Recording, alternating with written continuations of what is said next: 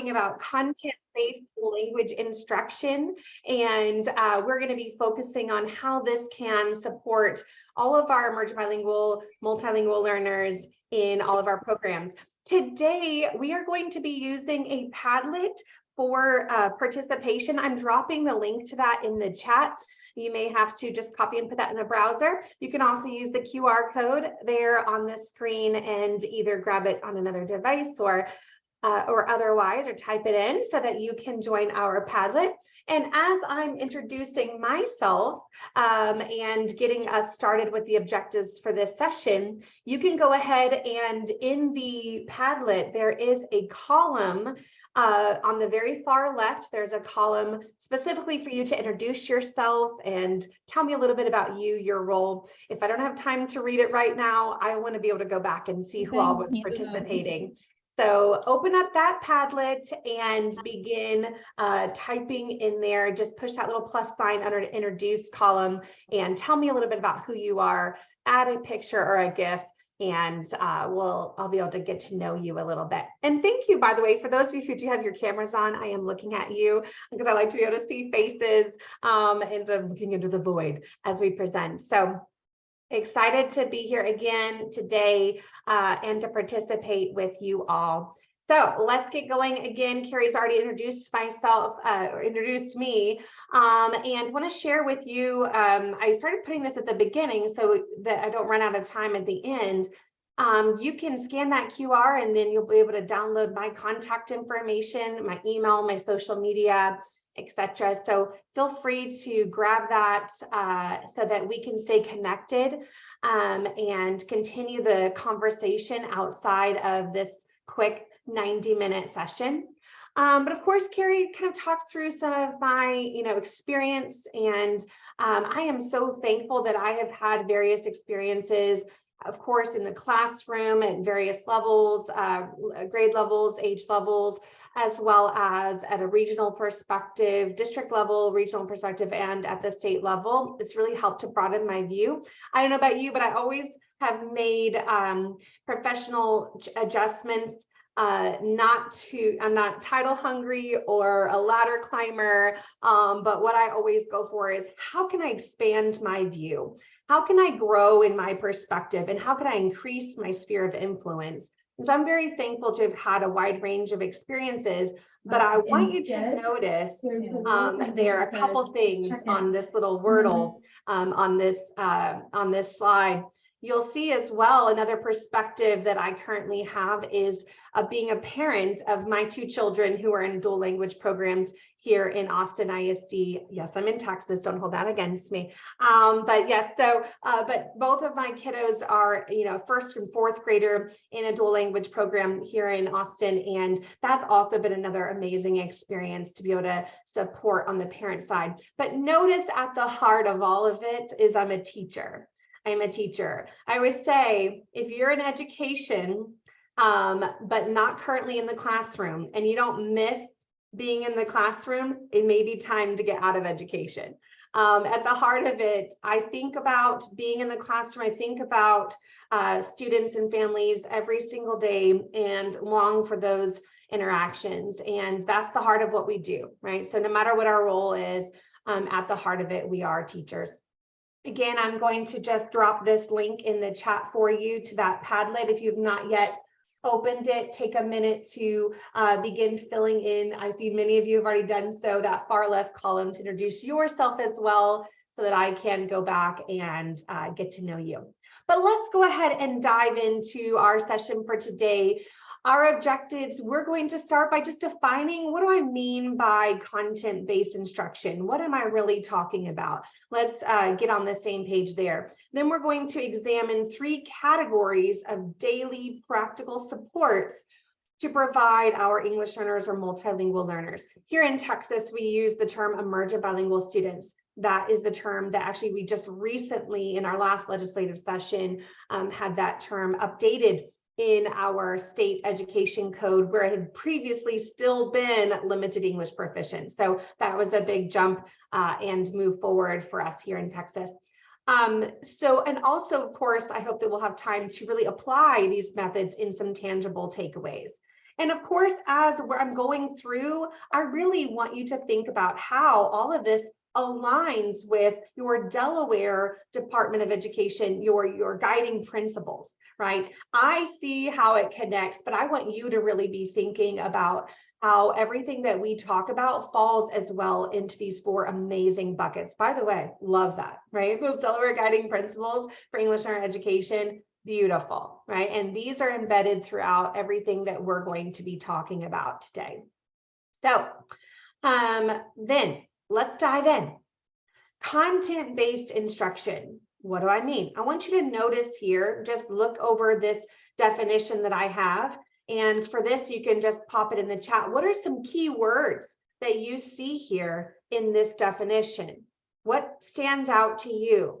You can just pop that reflection in the chat. Concurrent, thank you. Yes. A lot of us are pulling that out. A vehicle, yes. Target language development, good. Pulling out a lot of key pieces here.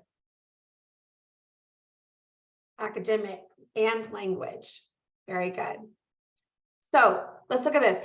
Content-based instruction is the concurrent teaching, so at the same time, of academic subject matter and second language skills in which content is the vehicle for target language development. A couple key pieces and the things that we were pulling out there. There's that misnomer that, well, I'm going to have to teach language first before they can interact with rigorous content, right? How many of us recognize that misconception's out there? It may come out like, she can't participate in my chemistry class because, doesn't speak enough English, right?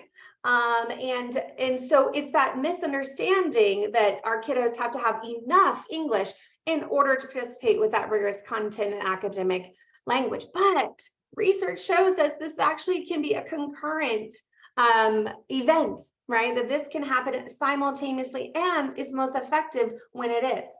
We're using that content as the vehicle for language attainment, right? And notice we're talking about target language development. So I'm not just saying English here, right? So no matter whether it's an ESL setting where I'm instructing in English, whether it is a bilingual or dual language setting where I'm instructing in English and another language, right? No matter what the language of instruction is, I'm going to use methods that have that concurrent teaching of content and language skills development in both. Because particularly it's important for us to recognize, even when I am, let's say it's a dual language program and I'm instructing in a student's primary language, even then I'm going to need to use content-based instructional methods, right? Because I cannot just assume, what happens when we assume? I can't just assume that my students' primary language proficiency is exceeding, right? And the goal, particularly then in a dual language program, right, is for bilingualism and biliteracy. So I need high levels of academic linguistic discourse in both languages, not just barely proficient, right, or conversational. So it's no matter what the language of instruction is, we're going to use these content-based instructional methods to ensure that we're having both academic and language skills development simultaneously. So let's break this down a little bit. Like I said, we've got a vehicle, right? That vehicle for language attainment is content-based instruction. So what does that look like? Well, then it looks like content really being the engine, right? These are the standards, right, that we're actually teaching, the content standards. And this is what makes the vehicle go, drives our instruction, is what the academic objectives are, right? From there, then we have, hopefully in the driver's seat, the students, right? Many times, unfortunately, we have the misconception that, particularly for students at early stages of English proficiency, that we have to spoon feed them instruction, right? But the reality is when we give inquiry-based assignments and approaches for our students, putting them in the driver's seat for their own learning, which we'll talk more about, it actually increases both academic and linguistic progress and development. So having those students in the driver's seat, but we cannot forget the important role of our front line, amazing educators, and that's our teachers, right? But I want us to really see those teachers as the backseat driver, the ones facilitating and pushing those students towards that academic and linguistic progress, right? So putting the cognitive load on our students to grow and to develop their language and academic skills, but having that crucial of the teacher to facilitate that process. The overarching roof of our vehicle then is meaning making, right? What's the whole purpose of language is meaning making, right? Our dear friend, Stephen Krashen. Let's take a quote from him, okay? Optimal input focuses the acquirer on the message and not the form. The best input is so interesting and relevant that the acquirer may even forget that the message is encoded in another language, right? So it's not just nice to have relevant, interesting topics for our students, right? Yes, comprehensive input, that's right. It is not just nice. It's not just a cool thing to be able to integrate relevancy in our instruction. It's absolutely essential, right? If we really think about this theory of comprehensible input, I'm not going to be able to, no matter how amazing that instruction is, how beautiful and exciting those instructional methods are, if I'm not interested and don't find that relevant, then I'm probably going to tune out the entire thing. So meaning making is that overarching purpose. And then, of course, our four wheels being the language domains of listening, speaking, reading, and writing. This is how we move that vehicle forward. This is how I intake information, and this is how I express information. So super important in our vehicle of content-based instruction. And finally, really the most essential piece is those cultural aspects of our students, right?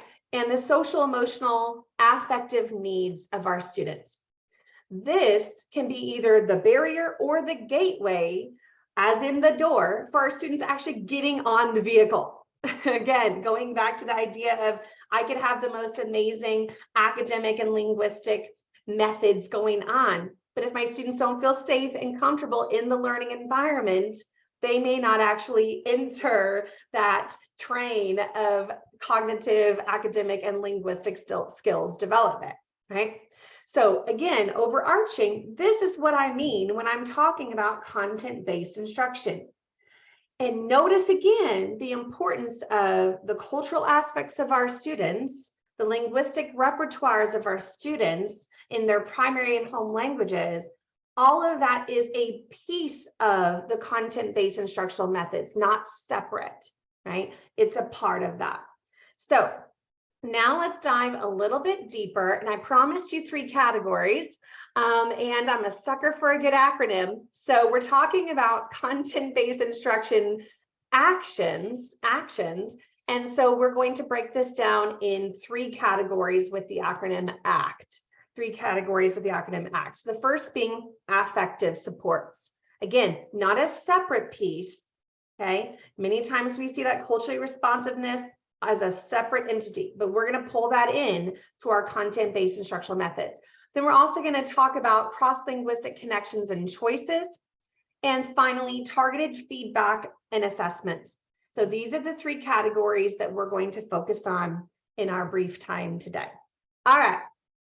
I want you just to very briefly read this quote from chapter 1 of Emily Francis's book, If You Only Knew, where she talks about her own immigrant experience as she writes letters to her immigrant students. This particular one, she's writing to a student about his first day in US schools.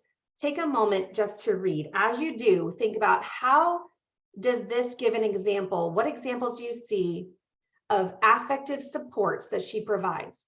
As you find examples, you can type them in the chat for this one.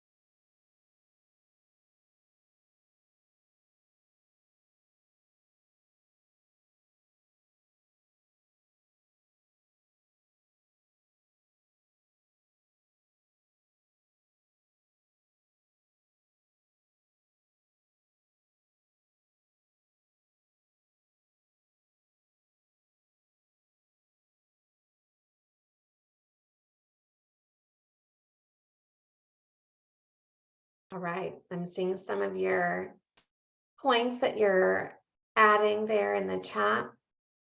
A lot of us are mentioning where she is ensuring that the student feels a sense of belonging, the desire for the student not to feel judgment or fear, right? Notice as well, she's taking care of his physical needs, right? Making sure he knows how to get to the lunchroom, where to find food, right? Where to go, making him feel comfortable, speaking to him in his language. Now, I loved what Dr. DeGraff talked about this morning about how, I don't have to be able to speak all of the languages of my students in order to make, have that connection. It's great if I can, or if I can even attempt, right? Yes, absolutely. But it's ensuring that they do feel welcomed from me. I can show that in my face, right? I can show that in my actions, right? Now, we cannot control every situation that our students are going to encounter, right? And this particularly is an experience of a student who's new to US schools, right? We can't always control every external factor for our students, but we can definitely try our very best to not only support the student directly, but also model for other students and staff on what it looks like to support the affective needs of our students. Okay, so let's dive a little bit deeper into this on what does this really look like, and what is it that's really happening when we're supporting affective needs. So now for this one, I'm going to just show on the screen 3 definitions, one at a time. Okay, as I put these definitions on the screen, I want you to be thinking about what are similarities and differences to these 3 definitions. What do you think that's defining? How might they build upon one another? Now for this one, there is a column in our Padlet where you'll be able to jot down your responses for this one. So again, and I'll drop that link in the chat again if you don't have it. It's also the QR in the upper right-hand corner, but there is a column for this again in our Padlet for you to respond. So I'm going to show one definition at a time. You're going to think about how do these build upon one another. Okay. Demonstrates an understanding and appreciation of students' personal cultural knowledge and uses students' prior knowledge and culture in teaching. Okay. What might by that be? And how does that build on this? Help students become academically successful, cultivates cultural competence by helping students accept and affirm their cultural identities, and develops critical consciousness. How's that definition a little bit different? How does it build on another? And finally, maintains heritage, values, cultural, and linguistic pluralism with the explicit goal of sustaining and supporting bi or multilingualism and bi or multiculturalism. So take a moment, responding in the Padlet, that second column. What do you notice about the differences of these terms? And how might they build upon one another? So I'll give you just a minute to reflect on that in our Padlet. And again, the QR is in the upper right-hand corner.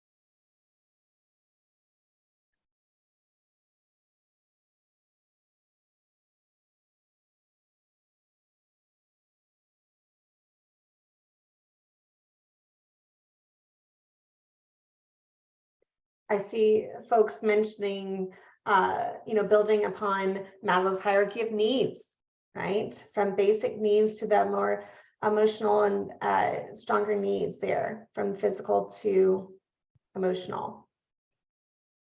Focus on cultural background that leads to academic achievements. Honors the knowledge that students come with.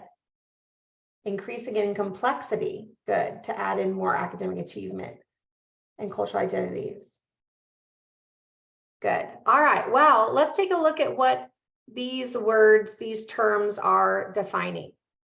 So the first definition here is a definition of culturally responsive pedagogy, right? This is really a baseline of just understanding, appreciation, recognizing the cultural aspects of students, right?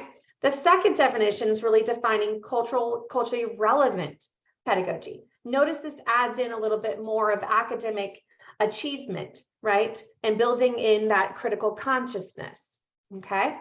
And then finally, the last definition that we looked at is more of a defining culturally sustaining educational practices.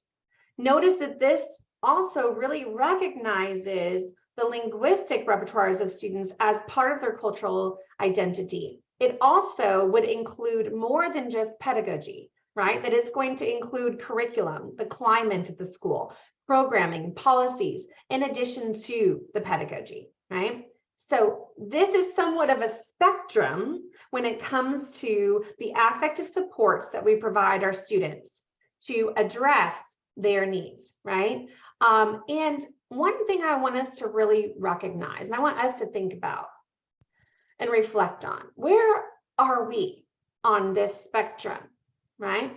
And we have to recognize that some of our colleagues may be at different places when it comes to the responsiveness in supporting students' affective needs, right? And I need to meet my colleagues where they are, right? Maybe I want everyone to be at culturally sustaining educational practices, but maybe some folks are at that level of just needing to appreciate, understand, right? More at a responsive level. And I can meet my colleagues there, right? By demonstrating the type of culturally sustaining practices that we want all of our staff to provide to our students, right? So thinking about this as really a spectrum of implementation. So let's dive a little bit deeper into that culturally sustaining pedagogy. What does that really look like? Lorena German is an author. She's an educator, co-founder, and academic director of a resource called Multicultural Classrooms. And she says, CSP, culturally sustaining pedagogy, is not a teaching guide or a set of lesson plans. It's an approach to the craft of teaching, right? So again, as part of our content-based instructional methods, it's vital that we recognize that the culturally sustaining practices is a piece of this, right? It's not just touchy-feelies. This is tangible, essential factors as a baseline of support for our students in linguistic and academic development. And there's not a set of lesson plans that I have to implement to make this happen, but it's the mode and the method, the approach that I take to my classroom culture, as well as the pedagogy that I'm implementing, right?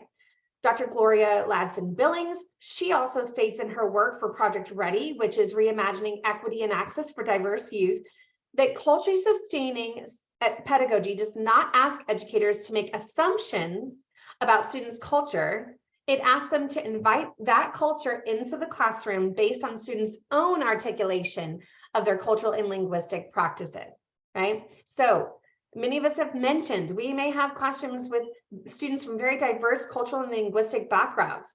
I don't have to be the holder of knowledge of everyone's culture and language, right? But I can inquire of my students about their own identities and ask them to incorporate those into our classroom environment. That is where I help to elevate their own growth in their cultural identity and then support it within the classroom, right? So now, so when we think about this as an approach, an affective approach, right? Really, we're thinking about recognizing the assets that our students bring. Many of you have mentioned this in your comments and reflections. I don't think that many educators are coming to the table and saying, I align myself to a deficit approach, right? That's what I desire, is having a goal to eradicate the home and community cultural practices. It's a lot more few and far between that we're going to see, our educators really aligning themselves to a deficit approach. But there is another layer between a deficit approach and an asset-based approach, and that's a difference approach. Notice this resource here by Paris. Again, it may not be intentional, but there can be an underlying understanding that the purpose of cultural connections is simply to bridge to the dominant practices without a desire to maintain students' home cultures, right? So again, this may actually align more to this type of question. How can we support you in becoming accustomed to our school community, right? This is not a bad question, right? But it's a little bit more of that difference approach, really only seeing cultural connections as a bridge to the dominant culture. Whereas we can do it one better. A more sustaining and asset-based approach is asking this question. How can we learn from each other to adjust our school community as a reflection and celebration of all of us? Now that is an asset-based approach. That recognizes the idea of mutual acculturation. I'm going to learn from you, you're going to learn from me, and we're going to adjust our school community to, again, celebrate and support all of us, right? That is demonstrating that asset-based approach. That is supporting culturally sustaining practices, right? In this section, I want to just kind of leave you with some resources related to those affective supports. There's a QR there on the screen, and also I will drop the bit.ly to this resource in the chat. But again, you can get it either way. Global and social cultural competence that promote and perpetuate multilingualism, multiculturalism is a strong tenet of a dual language program particularly, but it also benefits any of our students participating in any bilingual or ESL program, and especially necessary for all of our students, but particularly our multilingual learners, our English learners, right? So obviously, if we had more time, we could dive into these resources a bit more, but I've put there a couple key things. When you open up this resource from CCSSO, you'll be able to download, they have a global competence guide, which has a teaching checklist and example performances that are really just very practical for implementation. Also, another really great thing here is that in this resource, it provides multiple subject-specific global competence matrices for different subject areas. So you can dive into that and really see the different levels of implementation on building global competence for all of our students, again, which then raises the bar for our multilingual learners and ensures that they're being supported. I always say, good for all, necessary for some, right? Building global competence and elevating the cultural heritages of our students is good for every single child in our classrooms, right? Whether they're identified English learners, multilingual learners, or not, right? But good for all, but also necessary for some. Without culturally sustaining practices and without this as a part of a holistic content-based instruction, we will be missing some of our students and potentially could have them slip through the cracks. So again, good for all, necessary for some. So take time later, tonight when you're laying in bed, I'm just kidding, but scroll through and take a look at some of these resources, and hopefully that could be something that you can utilize and share with your colleagues as a way to really not only self-evaluate, but also implement strategic ways to build culturally sustaining practices in your classroom, schools, and broader community. So we've talked now about the affective supports for our students as part of content-based instruction. And now we're going to turn our attention to the cross-linguistic connections and choices, cross-linguistic connections and choices. And so this is really vital. Again, tying to that affective support is, again, recognizing, honoring students' cultural and linguistic repertoires and bringing that into the table. And we can do that in a few ways. I want to break this down by three questions. Thinking about it in these three buckets. Finding out what students know, as in their prior knowledge. Again, just like we read from that, I shared that quote from Dr. Lanson Billings about asking students to share their own cultural identities. So asking, what do you know? As in, how do we connect to students' prior knowledge, their content, experiences, and language? Also asking, what do you notice? As in, how can we make cross-linguistic connections, and not only us facilitating those, but having students make cross-linguistic connections. And finally, asking, what do you like? As in, how do we connect to students' interests and learning preferences? So here's what we're going to do. We're going to take a little time, again, back in our Padlet, which the QR there is, again, up in the upper right-hand corner. If you still need to open it, there is a column for cross-linguistic connections and choices. It says examples. Here's what I would like you to do. I want you to think about, take one of these questions, right? So pick one of the categories and title your comment with the question, either what do you know, notice, or like. And then I want you to share with us any examples of how you do, or how you know you could connect to students' prior knowledge, make cross-linguistic connections, and or make connections to their interests and preferences, learning preferences. So take a minute to share some of the examples and ways that you do this before I share some of my ideas. So take a few minutes. I will be quiet and let you do that for just a few minutes in the Padlet.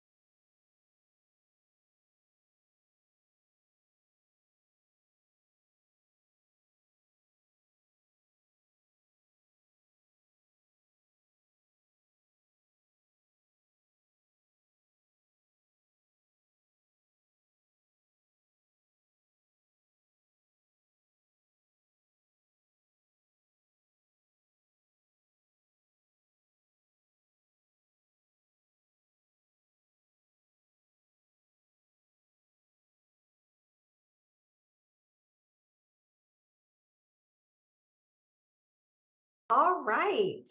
Thank you so much. I still see some of you typing, but like the little robots at the top tell me some people are typing. But thank you so much for sharing some of those ideas. I can't wait to go back and be able to read some of those. And hopefully you have this as a resource to see other people's ideas.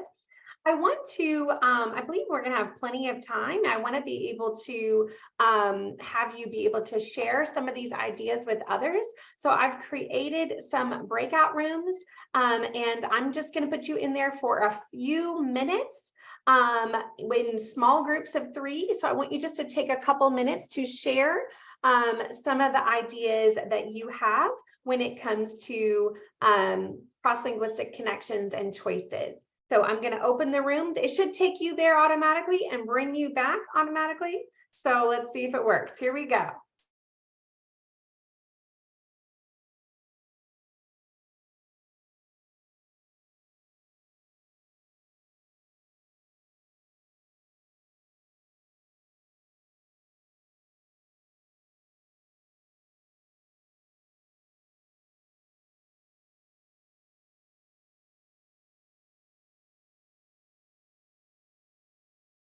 Hey, Carrie. Let's see if it. Perfect.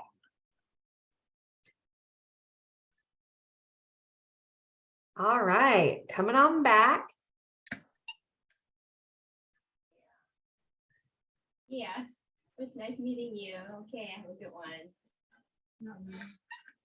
All right, now I hope you had a chance to chat. Make sure that you mute yourselves as you come back. Sometimes from being in the breakout room, then it unmutes you again. So make sure you do that.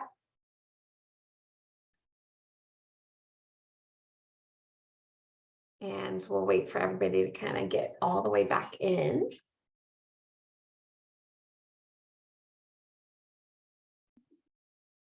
I think 2, 1. All right. Okay. Welcome back again. If you, as you come back, make sure you're muted again. Appreciate that.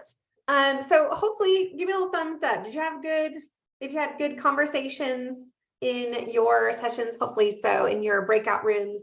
I don't know about you, but when I'm in professional development, any kind of training, I feel like I learned the most from those side conversations, right? Those little quick ideas that others give me. So in one way, I want you to be able to have that with the Padlet, something you can go back to and physically remember and see some of those ideas, but also hopefully from some of those quick conversations that you're having there. Also, don't forget, in the Padlet, you can actually like and even comment on other people's comments. So just know that you do have that feature as well. All right.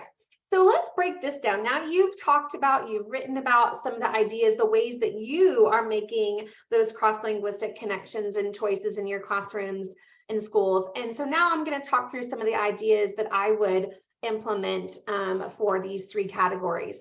If something I say is like, ooh, we talked about that, and maybe we would add this to it, feel free to type that in the chat as I'm talking. Okay, so if there's something that you're like, oh, yes, we mentioned that. We also said this. I would love to hear any of those comments in the chat as we're going along. And so if you see me, by the way, looking all over the place, it's because I'm looking at screens to see your chat comments. All right.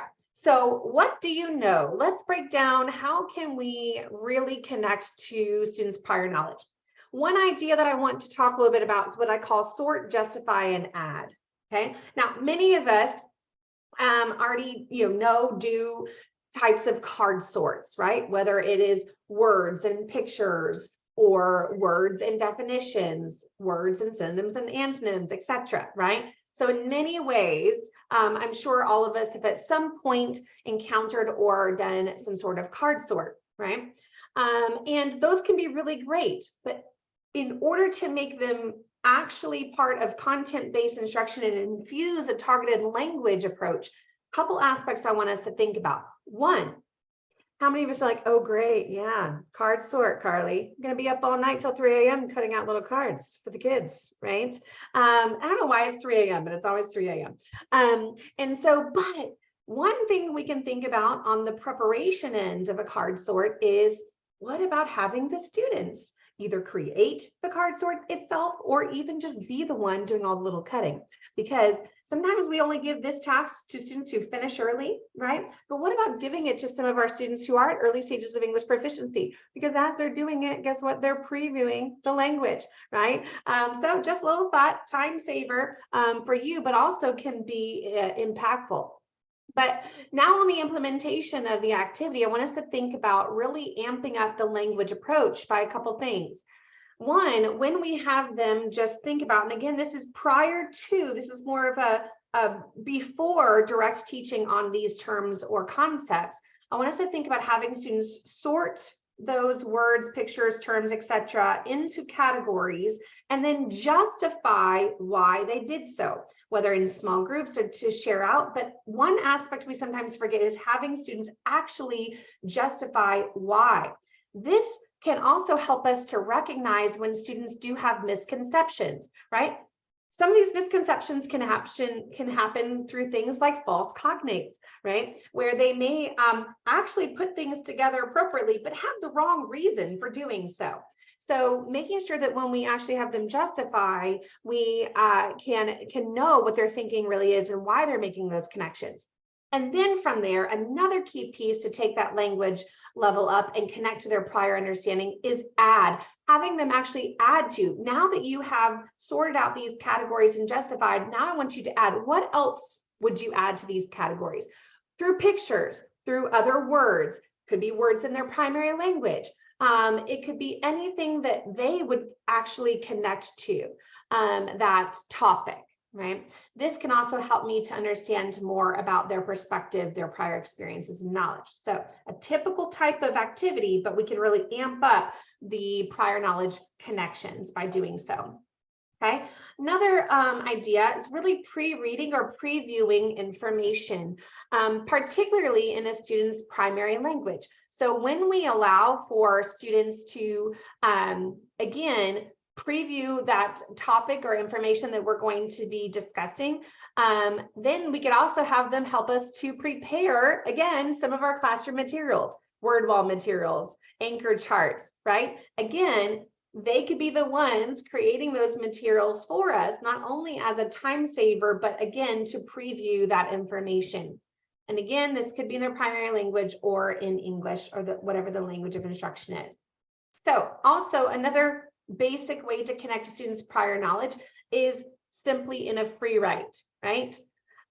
This is when wait time is the most essential, right? Is when we're having students think through what they already know prior to direct instruction, right? Just thinking and writing down ideas, right? I can tell you, I used journaling a lot as I taught middle school newcomers.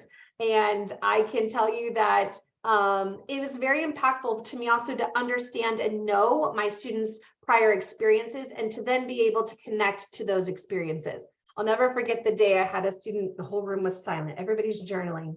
It was beautiful. They're just all into the prompt and they're doing it. And I had this kiddo lift up his head and he goes, "Miss, it's like we're in that movie Freedom Riders." I was like, yeah, bud. There you go. But, and I still have had adults, previous students come back to me and be like, I still have my 7th grade journal, right? And it can be a really powerful way for us to truly know more about our students and then be able to incorporate those experiences in our classroom. And another way is what I like to refer to as just anything that's an anonymous brain dump, right? This may be the use of some technology tools, right? Kind of like what we're doing with Padlet today. Could be a Wordle, Padlet, a Flipgrid, something to where they're just dumping out their ideas in an anonymous fashion, right? Without the fear of being wrong, etc. But they can just get those ideas out. This is another way, again, to find out students' prior knowledge experiences as before we go into some direct teach. So a few ideas, drop in the chat if that was some similar ideas that you had. or maybe something that you would have added to one of the examples that I just gave. So, all right, next, let's talk a little bit about what do you notice, right? So making cross-linguistic and cross-cultural connections. How can we do that? One method that I like to utilize in this is what I call view, notice, discuss, and model. Now, this is particularly in cross-linguistic connections, as in more the grammar and technical side. Where's my I Heart Grammar people? Where are you? Yes. Oh, I see some waves and some hands up. I'm with you. Okay. My husband calls me spell check. I like to literally we'll be watching TV and I'm like, they'll pause it and be like, all right, what do you want to say about the grammar? Just go ahead, And I'm like, well, okay, adverb usage here, totally wrong, but not gonna lie, I seriously diagram people's sentences in my brain while they're talking to me, okay? And some of you are like, I will never speak to you. It's fine. But no, I do love grammar, but we have to recognize, especially for students at early stages of English proficiency, not to overemphasize the grammatical accuracy, right? Meaning making, going back into what we talked about with crashing. However, this can be a very poignant time when we can think about those cross-linguistic connections in syntax, sentence structure, as well as vocabulary. So how do we do this? How many of us recognize, many of us have taught grammar, again, whether it's in English language arts reading class or whether it is in other content class, we have learned to teach this the way we've been taught, which is looking at incorrect sentences and finding out what's wrong. How many of you were taught that way, right? This is an incorrect sentence and let's look at how to fix it, right? Instead, I want us to think about this.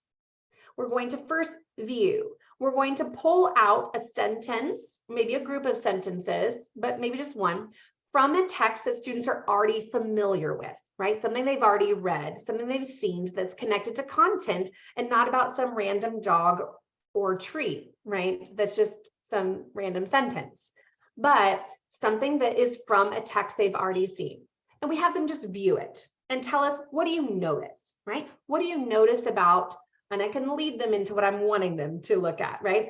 What do you notice about the way the words are arranged? What do you notice about the punctuation, right? Oh, there's a comma there. Why is there a comma there? Interesting. Okay, so we can lead them around to noticing and wondering about what they see, again, from a piece they've already seen before. And then discuss what might be some similar words that this sounds like to you, words that you might already know that might connect to what some of these terms could mean, or what do you notice about some of the order of the words and how it might be different, particularly in your primary language. Are there any cognates related to any terms that you see, etc.? Just having them discuss what they know and see. Then as you get to the point of what their noticings are in that, now we can use that sentence as a model for our own speaking and writing, right? So we can go back into our own writing and revise our writing based on this, and also use some of these grammatical structures in our own oral language sentences and provide sentence stems that help students to utilize them, right? We also have a comment in the chat. Someone's got a great resource there as well to take a look at. So view, notice, discuss, and model, using the in context rather than isolated random grammar practice. Also fostering translanguaging, right? Just allowing for students to be okay and know that they can use their primary language, that they can think out, talk out their ideas in their primary language, right? Sometimes there can be a fear, a worry for teachers, right? Where if I don't know all of the language or languages of my students that they're speaking, I'm like, well, what if they're off task? What if they're talking about something off? Guys, come on, educators. We've got that sixth sense. I know that conversation over there. I don't have to hear it. I know it's off task, right? And so we don't have to fear, right? If especially we're providing structured conversations for our students to respond and listen to, to each other, and we're structuring those in really good ways, we can allow for students to talk out their ideas, their primary language, when possible, right, with others in the classroom, right? It's okay for them to be able to use their full linguistic repertoire to scaffold to the language of instruction, right? So that they're able to honor their own ideas and thinking that out, and then scaffold to the language of instruction, right? Also, storytelling. How many of us recognize that many cultures utilize storytelling in very powerful and practical ways, right? For many cultures across the world, storytelling really is an important cultural aspect. So even just by asking my students, anybody have a story related to this topic, or what does this remind you of? Have you ever experienced something similar? And so allowing them just to tell a story can also help to make some cultural connections that we may not be aware of. And finally, having a mutual adaptation response, right? So when a student shares a connection, a linguistic connection, a cultural connection, ensuring that my response is one of mutual adaptation, as in I'm going to learn from you, you're going to learn from me, and honoring what they said. Let me give you a negative example. I had a teacher that I was coaching years ago who would, when a student would give a response that she didn't think that was the right kind of response, then she would just go, someone else, let's respond, right? Let's respond to the student, even if it wasn't exactly what you were expecting, right? So it's important that students feel that their response is, honored. So that can really keep students from continuing to want to respond again when they make those cross-linguistic or cultural connections. So we're connecting to their prior experiences, we're making those cross-linguistic, cross-cultural connections. And finally, what do you like? We're going to talk a little bit about how do we make those connections to their interests and learning preferences. So number one, choice. Not only embedding, choice in whether it's reading material, but also the way that I input information and output information. Many times we do embed choice with things such as, different activities of how to express students' content knowledge. I think a lot of times this is something we can go to with it, like a choice board, etc., right? But many times we may not always think to add choice when it comes to how students want to receive information, right? And so this can be another way that we can differentiate and connect to students' learning styles and preferences by how they want to input information. Going back to, again, what we talked about, interesting and relevant, when students are able to, within a scope, and within our parameters, choose the type of topics they want to learn about, the types of things that they want to, the ways that they want to take in information, then the more that they'll be able to be invested in the assignment and be able to intake that information. And of course, what's the basis of it all is that relationship, right? What is that statement? They won't care what you know until they know you care, right? So of course, that relationship with our students, that's the way that I know. And let me give another practical example about connecting to students' knowledge and experiences, and when it can be a barrier if we don't. I was teaching 7th and 8th grade newcomers in Dallas ISD years ago, and these were all students in their first few years in the US schools.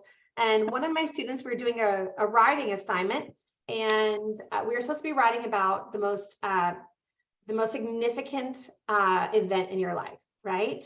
And I was doing a writing conference with one of my students, and this was kind of in their pre-writing stage. And she wanted to write about her 10th birthday. Okay. And I thought, okay, maybe she doesn't, my initial thought was maybe she doesn't understand the meaning of significant, right? because 10th birthday, I'm thinking from my own experience in my life, like what my parents, like, you know, we went to McDonald's and called it a day, you know, wasn't that exciting. So that 10th birthday, I get it.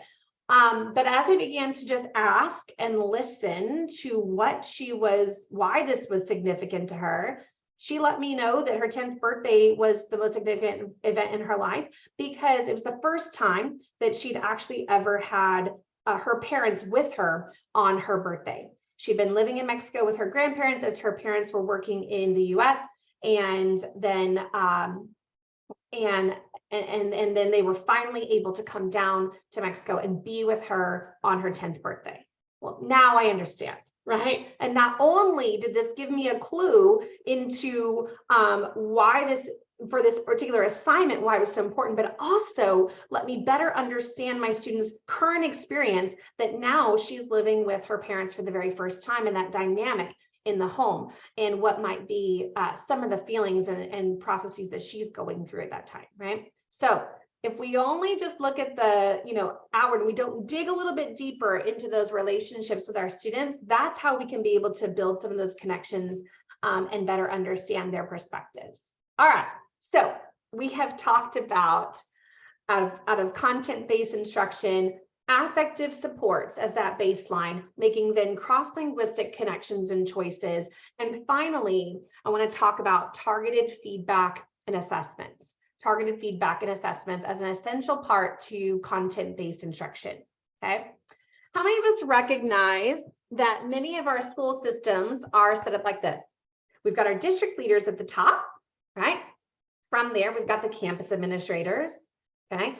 Who's all campus administrators? I need to shout out somebody out there, okay?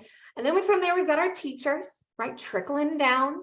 And then we've got the students, right? At the very bottom, right? So trickle down approach with, the top being those district leaders, and then we get out additional layers all over here, with regional and state leadership, et cetera, right?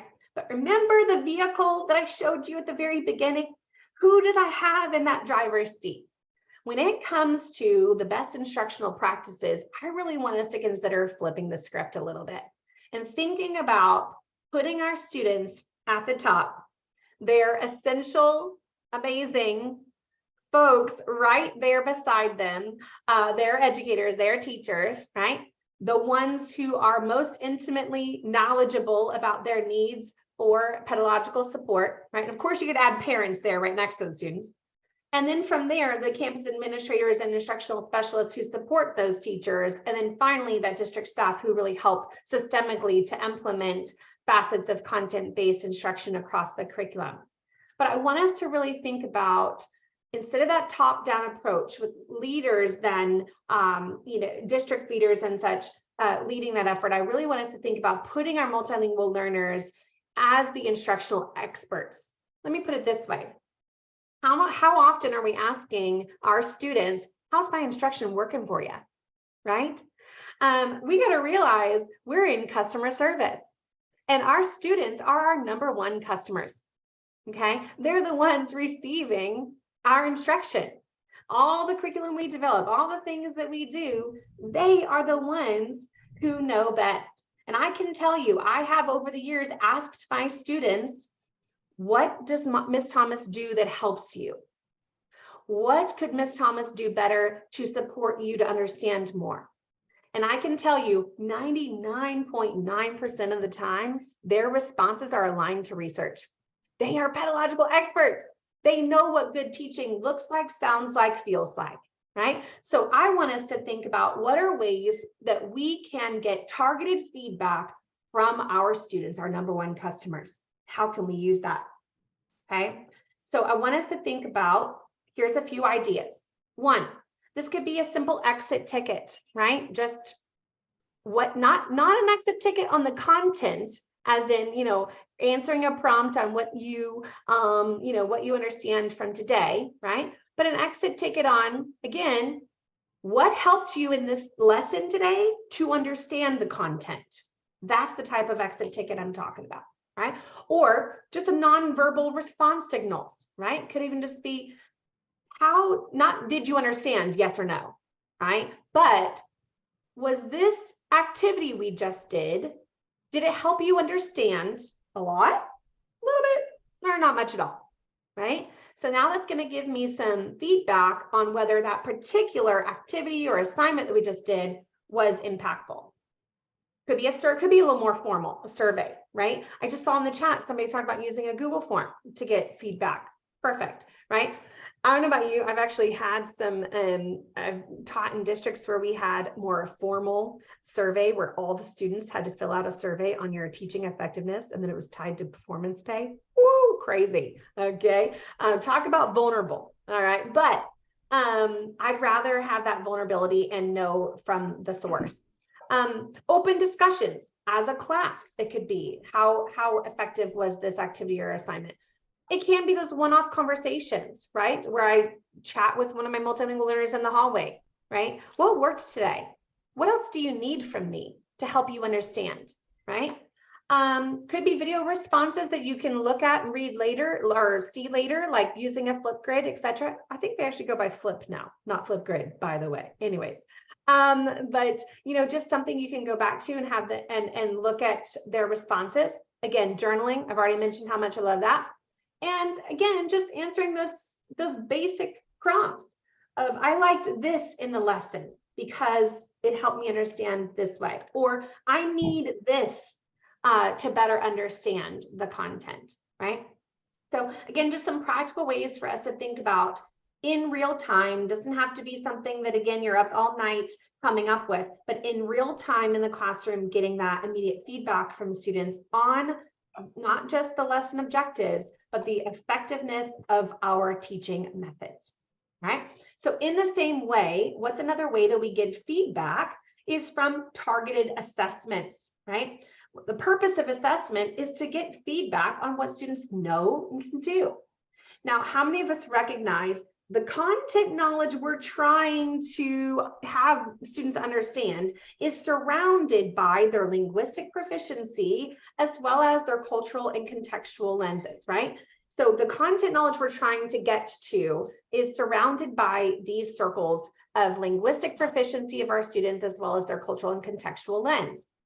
So what do I mean by that is without adaptations to our assessments, we can end up only assessing students' language skills and not actually their content attainment, right? So when we don't make adaptations to our assessments, we can really miss the point, okay? So it's so essential that we notice how to address students' linguistic proficiency and those cultural contextual lens. Here's what I would like you to do. In the Padlet, I want you to go there. There is a column for targeted assessment and feedback. I want you to add any examples there that you use to adapt assessments for linguistic proficiency of your students or a cultural or contextual lens for your students. What are ways that you adapt assessments? Add some of your ideas there in that column in the Padlet. I'll stop talking for a moment and give you a minute to do that.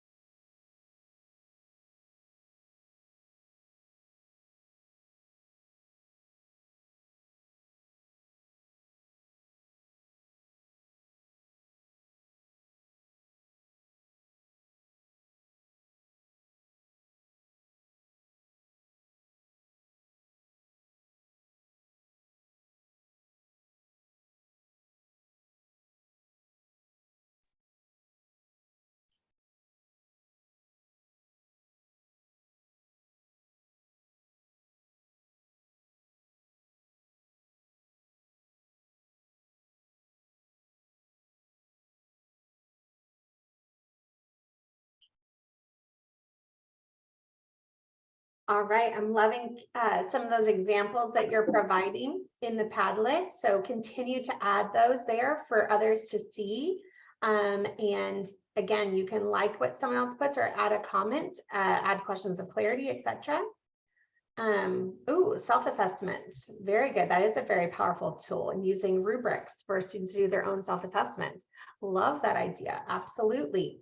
Using simple language, right? Instead of and using some of those high frequency vocabulary. Wonderful for those questions. Allowing students to draw or use digital images, right? So again, yeah, here's a picture, label the parts, right? And again, add to it anything that you can recall to help me know that you understand the topic, right? So more open-ended. Excellent, great ideas. Keep those going right there because others will be able to see your ideas. And I'm going to take some time to share mine. Again, that was just the QR to the Padlet. Okay. So here's a few ideas I'd like to share in regards to adapting our assessments. And in the bottom left-hand corner of this slide, there is a link to a resource. My name is Mike. Hi, Mike. Can you mute yourself? Thank you. I'm going to put a link to that bit.ly as well in the chat. This is just a link to some free resources by Support Ed. I believe you can, I think you have to give them your email address, but they're not going to spam you. And so, but I love free. And in those resources, the two things I would look for there related to assessment is their EL formative assessment checklist is nice, as well as a formative assessment choice board. So just a couple pieces that are nice, materials there to take a look at. So, but a couple things. When we think about adapting for the cultural or contextual lens, we want to think about what about having students create their own student-generated test items, right? Either collectively or individually, creating the test items. When they do so, they're going to be able to do it from their own cultural lens, right? Rather than sometimes we may not recognize some of the contextual lens that students may not know. Let me give an example. A colleague of mine who was a math teacher in middle school, she realized one day one of her bright math students was not understanding this particular question, and she just thought, I don't understand why she's not getting it, and then realized that the question was talking about scoops of ice cream at an ice cream shop, and the student, middle schooler, had never been to an ice cream shop, which is to me just the most horrible thing in the entire world, right? I feel like I lived in an ice cream shop, but so she'd never been there, and so again, we may not be able to know that our students have not experienced something that we may find very common as going to an ice cream shop. So it's hard to really always know what some of those contextual pieces might be that students won't understand. So when they create items, it can curb some of that. Also, of course, some of us have already mentioned it, visual representation. Again, allowing students to create their own visuals to demonstrate their knowledge, okay? A couple other adaptations for, of course, linguistic proficiency, project-based assessments, okay, that are broken up into several parts where I can check their understanding along the way rather than one summative assessment at the end. And also non-linguistic representations, right? Again, within our assessment options that we add in some of those non-linguistic representation for both, again, them to understand what's being asked and then also to express their knowledge. So on both ends, input and output there.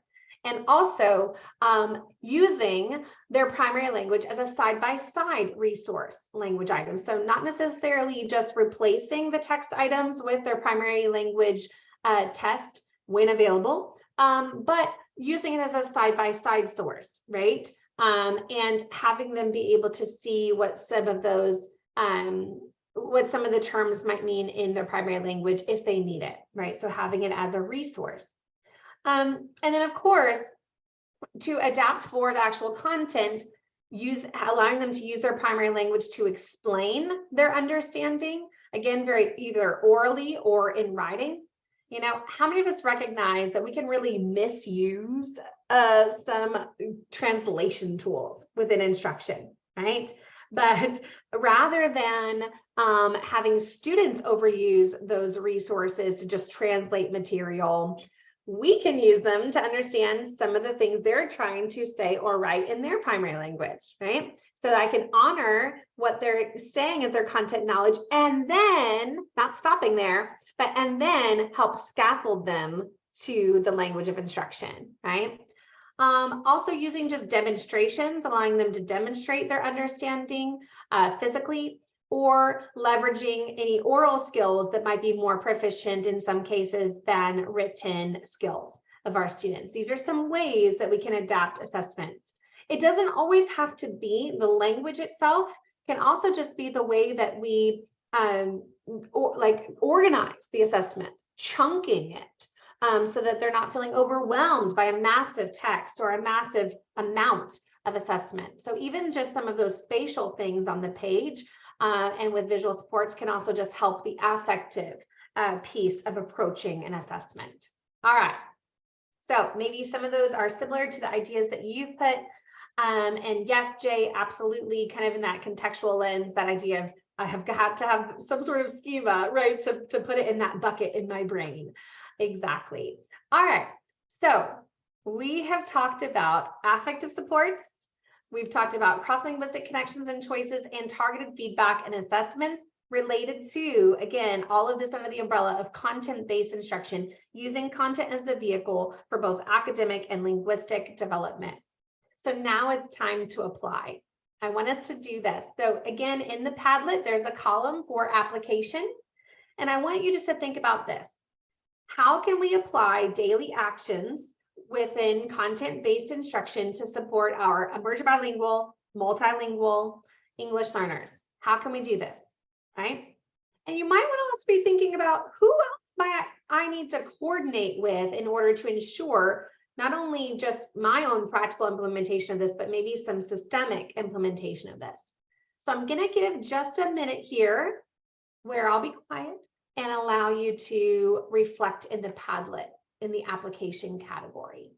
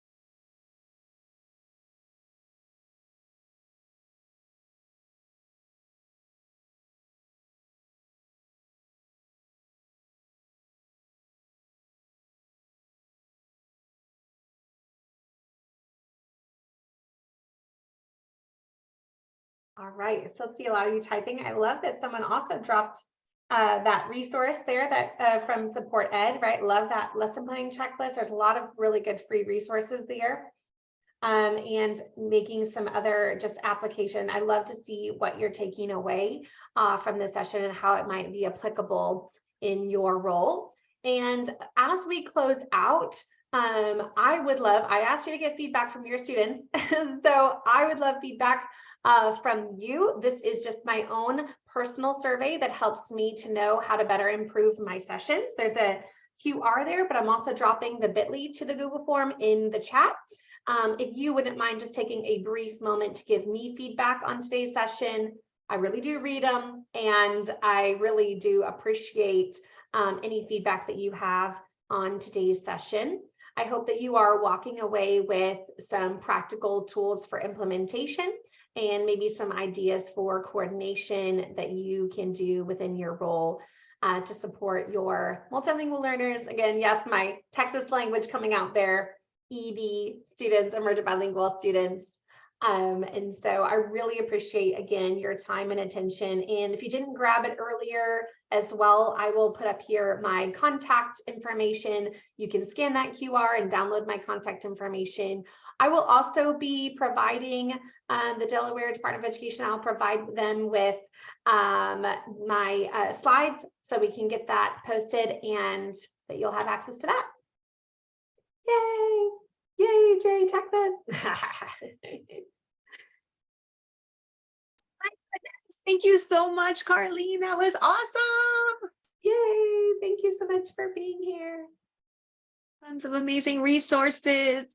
Oh my goodness. I took tons and tons of notes and have lots of great things, and I cannot wait to read everything in the Padlet. It was coming in so fast, I couldn't even keep up, but I'm so excited to see all of the great things that you guys have put in there as well. I just wanted to remind you, we have added something a little bit new today to our 2 o'clock, not new, but we've changed it a little bit. We had a pinned session at 2 o'clock for our focus groups. We have unpinned that, and we've asked that if you are going to join that you go in and actually add it to your schedule in Sched, if you don't mind. We're just trying to get an idea of how many people are actually going to come to that session so we can start to kind of plan for how we're going to do some of our breakout groups around that focus group session. And just a little bit of information around that. That is going to be where we talk to you a little bit about our strategic plan that we are in the works. For those of you that have been with us over the last several years, you know that prior to 2018, we had written a strategic plan for the state of Delaware that came out right before 2018. And that plan actually expired in 2022. So we're in the process of working with an outside agency to craft a new strategic plan. That is in the works right now, but we are interested in hearing from you in terms of crafting some pieces of that. So some work is going on behind the scenes with several constituents and different advocacy groups, different educators from around the state, but we want to hear from you in some of those focus groups today. So that is at the 2 to 3 o'clock session. Originally, it was kind of pinned on your schedule, but we unpinned it so that we could allow you the opportunity to register for that if you are going to be participating, just so we can get an idea for numbers. So if you're coming, please go into Sched and go ahead and click that you will be attending. We do have a lunch break now, and it looks like we'll be coming back at 12:30 with those simultaneous sessions. There's 4 of those to choose from, so hopefully you've already picked your 12:30 session, and then we will have that 2 o'clock session this afternoon for focus groups. And then we'll be wrapping up our day, 2 days full of lots of amazing information. So thank you again to Carlene for joining us all the way from Texas. So much love for Carlene and all of her great, amazing work. Thank you, Carrie. Thanks, everybody. Have a great day, and everyone have a great lunch. Take some time to refresh and rejuvenate. Yay for food. Yeah, and Zoom fatigue can be real. Sitting online all day. Thank you. Thanks a lot. I guess I could stop sharing.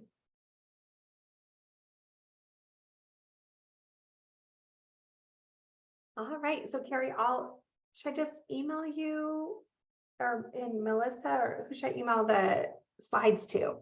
Yep, Or either can one. I upload it, or what's the easiest way? It's up to you. We actually have a Padlet going where we're putting everything. So if you want to just, probably the easiest way is to email Melissa that with the link that she had, the email that she had sent to all of us with the link for today. And then I'll take it and put it right into our Padlet. We've kind of created a column, and I've dropped some of the resource links that you've already shared, some of the links to what you put in the chat. But I'll take the recording and the slides and anything else you share. Yay. Thank you so much. Thank you, Carrie. I appreciate you. Safe travels on your next destination. Gotta go pack for tonight. Yes. Thanks a lot again.